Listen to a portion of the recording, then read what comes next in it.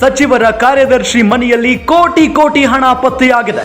ಗ್ರಾಮೀಣಾಭಿವೃದ್ಧಿ ಸಚಿವರ ಕಾರ್ಯದರ್ಶಿ ಇಡಿ ಅಧಿಕಾರಿಗಳ ಬಲೆಗೆ ಈಗ ಬಿದ್ದಿದ್ದಾನೆ.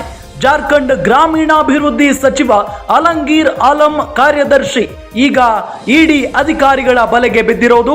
ಅಲಂಗಿರಿ ಕಾರ್ಯದರ್ಶಿ ಸಂಜೀವ್ ಲಾಲ್ ಈಗ ಸಿಕ್ಕಾಕೊಂಡಿದ್ದಾನೆ. ಜಾರ್ಖಂಡ್ನ ಹಲವು ಕಡೆ ಇಡಿ ಅಧಿಕಾರಿಗಳು ಇವತ್ತು ದಾಳಿಯನ್ನ ನಡೆಸಿದ್ರು. 25 ಕೋಟಿಗೂ ಹೆಚ್ಚು ಹಣವನ್ನ ಇಡಿ ಅಧಿಕಾರಿಗಳು ವಶಕ್ಕೆ ಪಡೆದಿದ್ದಾರೆ. ಜಾರಿ ನಿರ್ದೇಶನಾಲಯದ ಅಧಿಕಾರಿಗಳು ರಾಂಚಿಯ ಹಲವು ಸ್ಥಳಗಳಲ್ಲಿ ದಾಳಿಯನ್ನ ನಡೆಸಿದ್ದಾರೆ. ಜಾರ್ಖಂಡ್ ಸಚಿವ ಅಲಂಗೀರ್ ಆಲಂ ಅವರ ಕಾರ್ಯದರ್ಶಿ ಸಂಜೀವ್ ಲಾಲ್ ಅವರ ಮನೆಯಲ್ಲಿ 25 ಕೋಟಿ ರೂಪಾಯಿ ಹಣವನ್ನ ವಶಪಡಿಸಿಕೊಂಡಿದ್ದಾರೆ.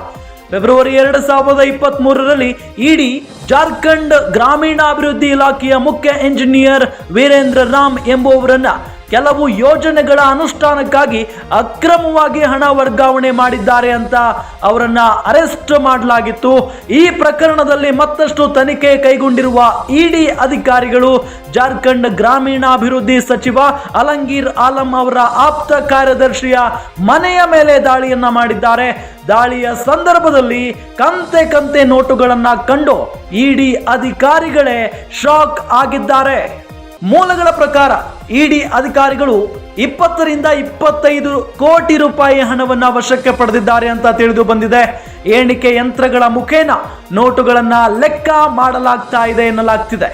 ಇಡಿ ದಾಳಿ ಬೆನ್ನಲ್ಲೇ ಇದೀಗ ಈ ಪ್ರಕರಣ ರಾಜಕೀಯ ತಿರುವು ಪಡೆದಿದ್ದು, ಈ ವಿಚಾರವಾಗಿ ಕಾಂಗ್ರೆಸ್ ವಿರುದ್ಧ ಬಿಜೆಪಿ ವಾಗ್ದಾಳಿಯನ್ನ ನಡೆಸಿದೆ. ಬಿಜೆಪಿ ಸಂಸದ ನಿಶಿಕಾಂತ್ ದುಬೆ ಎಣಿಕೆ ಮುಗಿಯಲಿ ಈ ಸಂಖ್ಯೆ 50 ಕೋಟಿ ತಲುಪಲಿದೆ. ಇಡೀ ಜಾರ್ಖಂಡ್ ಸರ್ಕಾರ ಭ್ರಷ್ಟಾಚಾರದಲ್ಲಿ ಮುಳುಗಿದೆ ಅಂತ ಆರೋಪವನ್ನ ಮಾಡಿದ್ದಾರೆ. ಗ್ಯಾರಂಟಿ ನ್ಯೂಸ್, ಸುದ್ದಿ ಖಚಿತ, ನ್ಯಾಯ ನಿಶ್ಚಿತ.